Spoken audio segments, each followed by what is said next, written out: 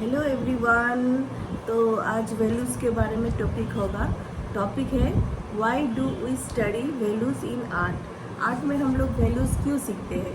Values का मतलब है कोई भी ऑब्जेक्ट कितना लाइट है और कितना डार्क है। तो नेचर में क्या होता है, तो जितना भी सनलाइट से जो लाइट आती है और नेचर में वो 10 बिलियन वैल्यू ट्रांजिशन होता है। और हम लोग का जो आईज है वो देख पाती है 1000 वैल्यू ट्रांजिशन। तो बहुत ही डिफरेंस है, मतलब हम लोग का आईज उससे ज़्यादा नहीं जा सकती। तो चीज़ें क्या होती है, कितना लाइट और कितना डार्क। और आप अगर कुछ भी ड्राइंग करते हैं, ड्राइंग अगर आप कंप्लीट करते हैं उसको अच्छे से ड्राइंग करके, उसके बाद वैल्यूज़ ऐड होती है। और कलरिंग में भी वैल्यूज़ ऐड होती है। आप ड्राइंग कंप्लीट करने के बाद डिटेलिंग में जाएंगे, कलरिंग करेंगे, वैसे नहीं। आप अगर ड्राइंग कंप्लीट करते हैं उसके बाद आपको वैल्यूज़ देखनी पड़ती है, कितना चीज़ें लाइट है और कितना डार्क है।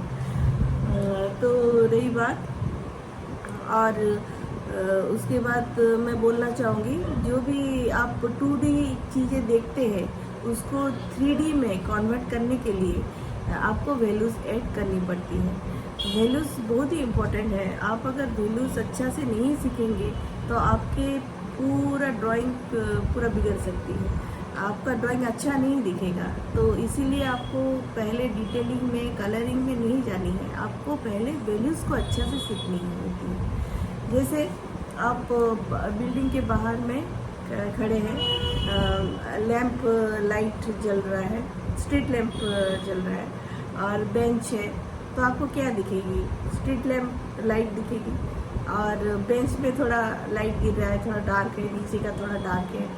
तो और आप बिल्डिंग की तरफ अगर देखते हैं तो आपको लाइट दिखेगी, लेकिन सब बॉक्स के अंदर दिखेगी। जैसे विंडो के अंदर, वो बॉक्स के अंदर आपको लाइट दिखेगी, लेकिन बाहर में सब डार्क दिखेगी। अगर आप रूम में जाते हैं तो चारों तरफ लाइट है, लेकिन उधर भी आपको डार्क एंड लाइट दिखाई देगी। कुछ प्लेस में आपको डार्क और कुछ प्लेस में आपको लाइट दिखाई देगी। मतलब उधर भी आपको चारों तरफ सराउंडिंग ऑब्जेक्ट में भी कुछ आपको डार्क एंड लाइट दिखाई देगी। तो इस तरह से आपको वैल्यूज़ को सीखनी पड़ती है। आप कुछ भी ड्राइंग करते हैं, बिना वैल्यू का आप ड्राइंग को अच्छा नहीं बना सकते हैं।